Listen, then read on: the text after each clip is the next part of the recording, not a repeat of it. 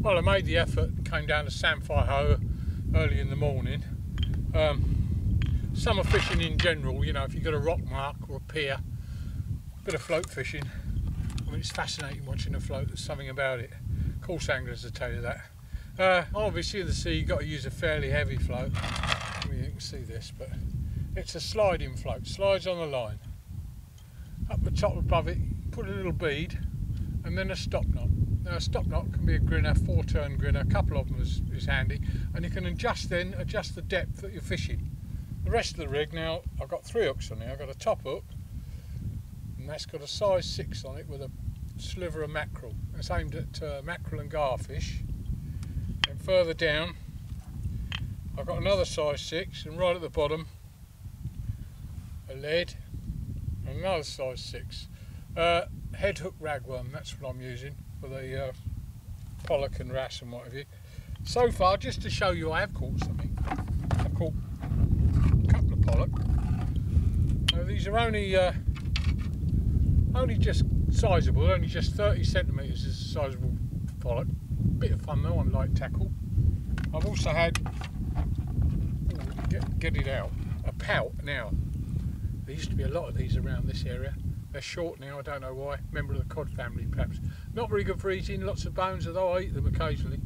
Very colourful when they're fresh and alive. Usually let them go, but we could do with them back, matchmen like them. And the third species, if I can get hold of it,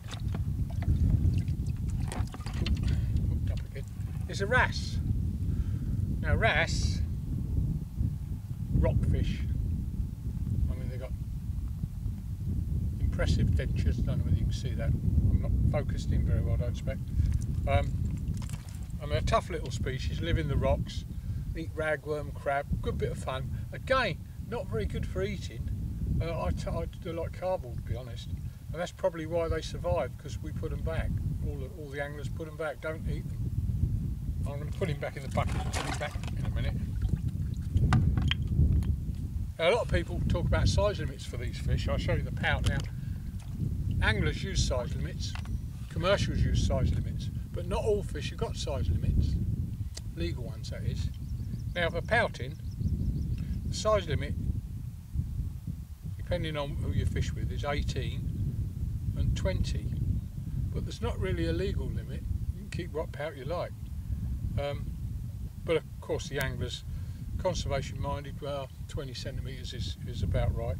Pollock, as I said, 300 centimetres. There we go, that one's just a goer. I mean, bearing in mind these grow as big as cod, nearly as big as cod. This isn't a juvenile indeed. But on the shore, they come in the shore, they get to about £2 and then they go off into the deep water. So the shore anglers, apart from Ireland and a few rugged areas of Wales and Cornwall and whatever, don't really see many big pollock. So target 30-35 centimetres, good to eat. Some of the other species, as I said, don't have a size limit. Smooth ounce. We use 51 centimetres for smooth ounce. Bass, now the legal limit for a bass is 36 centimetres, far too small. Obviously it can't spawn at that time, so if you took all the 36 centimetre bass out, there wouldn't be any left. Anglers tend to use 41, which is a little bit better, but it's not really enough. I've got a special opinion about bass. I think we should put everything back above £5 and only keep the small ones, because it's the bigger bass that have got all the spawn, all the roll, all the babies. They're the ones that are doing the business. The schoolers, all they're doing is causing a nuisance. Anyway, see you sometime. Bye.